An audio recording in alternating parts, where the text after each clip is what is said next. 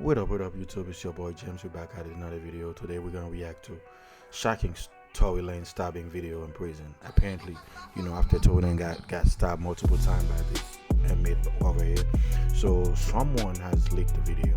So we're gonna react to this video. It's the footage that show you like the way he was getting stabbed. Man, this is terrible, bro. Like, you get stabbed 14 times, bro. This is crazy. Make sure you follow, make sure you subscribe, everyone. Leave me a comment and hit the like button, notification button, and hit the like button, guys, and subscribe, everyone. Subscribe, everyone. Nah, he was trying to get Tory Lanez up out of here. Count your lucky stars, Tory. You are lucky to be alive, my brother. Now, the footage of Tory Lanez being stabbed in prison has officially been released. And for anybody wondering, it looks just as bad as it sounds. Now, I'll be honest with you guys. TMZ interviewed the guy that stabbed Tory Lanez. His name is Santino Casillo, and everything he said, at least from the interview... Let me say something, because he got life in prison, bro. Of course he's gonna say something. He's gonna say he got a bounty on his head. You know what I'm saying? He got life in prison. He ain't got nothing to lose. Like, if you're trying to take somebody life in jail after you have life in prison, of course you're gonna find a reason to say something, so you cannot look guilty. Of course. Like, bro, like... I heard bro got life in prison, like three murders, like got life in prison. Of course he's gonna find a way to make it seem like he stabbed him for a reason, Of course. It's pretty much accurate from the video that we see. Keep in mind, this guy is currently doing life in prison, exactly. So he has no reason to lie about what went down. Now, we only have footage for about 30 seconds. We don't see what happens before this incident. Here's a video of the stabbing incident, and then I'm going to play the audio for you guys of the interview he did with TMZ. And so what exactly took place between you and Tory Lanez? Oh, that's Tory Lanez right there, right? That day that you stabbed him allegedly. I just came out in the morning to tell him, good morning. And I told him what's up, give him a little fist bump, ask him if everything is good. We had a little situation the night before and the day before. So what's the situation the night before and the day before? Technically, they started fighting right in front of him. Hold on. The dude that just walked in, right? They just started fighting in front of him. He couldn't do nothing but in jail. And I wonder who put the camera right here. Who knows what's gonna happen? Like, he felt uncomfortable living next to him. Said I was a threat. So I confronted him. And then I found out the same thing. Because he tried to put money on my head, so he said I put money on his head. We had a little discussion or whatever. So the next morning, that night, he said some kind of crazy. So the next morning, I came out to see if everything was good. Fist bump, talked to him. He said, yeah. So I was going back into my cell. And when I looked back, instead of going to cell, he was walking towards my door. He stood in front of my cell, looked at his boys, made a little smirk. And when he showed me what he had and something in his pocket, I just rushed him. What do you have in his pocket? I just rushed him. What he showed me looked to me like I believed it could be a weapon at the time. So I rushed him, and I just snatched him. I just took advantage of him. He was weak.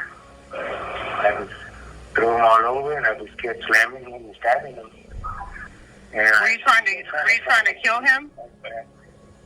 No, not at all. But I thought like it was a weapon. I thought threatening. Bro said not at all, bro. You stabbed him 14 times. That's personal, bro. And of course you're trying to kill him. Come on, bro. 14 times? Of course you're trying to kill him. 14 times, B. Of course you try to kill him. And when I felt like a sting in my leg, I felt like, oh, he stabbed me. So I moved back and I kept stabbing more, and I seen that he threw something, so I was like, oh, this is that. So I just kept going. After he was yelling, help, screaming, please help me. I just kicked him once and I tried protection and said, like, look at me. And then I just let him go. Like, I was just saying, like, man, you trying to kill me? What were you guys like? I know why, but why would he pick you out of all people to want to put money on your head? Well, what was the beef exactly about? It was really no beef. He just talked a lot. And I had confronted him a while back about always saying certain around me. Like, I'll take a fade, I'll knife up, I'll put a in his place. And to me, After like the second, third time hearing that in conversation, I was like, man, what you trying to say? So I approached him and told him like, what's up? Like, just go, I'll come into your cell, we'll do whatever, like, let's play this game then. Because I felt like he was kind of antagonizing me, like testing me, like if someone was afraid or something. We were cool in the beginning. We were cool for like a year. We chilled, kicked it together, everything. It just... They're not on that type of prison yard, Rochelle. Okay. No. They got like little fractions, but she was more like he was different. He started kicking it with certain people, you know. And when we started being mad, that time when we had our little misunderstandings and we stopped talking as much. But we were neighbors for a while. I've been knowing him for about 2 years already. Okay. And during the situation when you and him grew a friendship? Yeah, we were cool. We chilled, we ate, we drank, we partied, kicked it. Yeah, we were good. How much did the guy tell you that he paid to have you killed to get off the yard? Oh, he said double whatever I was offering, but I never made that offer.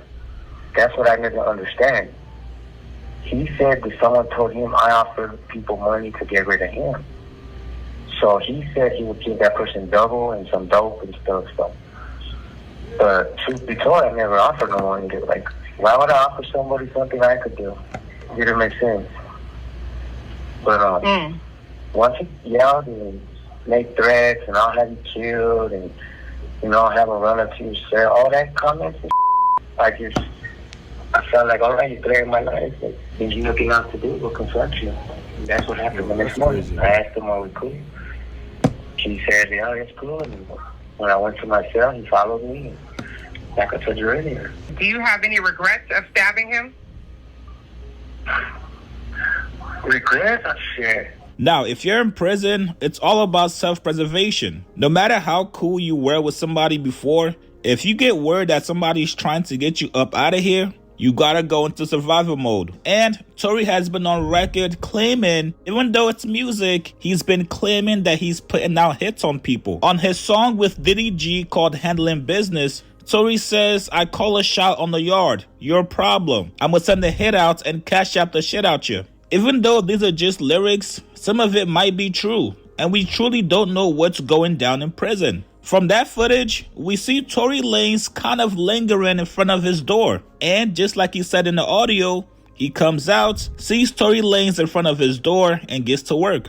Now, do I believe when he said he was not trying to kill Tory Lanez? Absolutely not. Brother, you stabbed a man more than once. You're trying to get him up out of here. Now, the one thing that I was confused about was in the audio interview, Casillo said Tory Lanez gave a smirk to his boys. So that means Tory Lanez had people that was close by. But when he was getting attacked, nobody rushed in to help him. Maybe that's an unwritten rule in prison. If you see somebody getting stabbed, you mind your business. But from what we know, from what Wack 100 has told us, most people in that prison love Tory Lanez. Tory helps them with different things that they're going through. He's known as the resource guy in prison. So if you're an inmate that Tory Lanez has helped and you were close by, why wouldn't you rush to at least get the guy off of him? Or at least try to distract them so Tory can get away? Listen, I'm not a prison expert, so you guys get in the comments below. Is there anything you guys feel doesn't really add up from what Casillo said in the interview?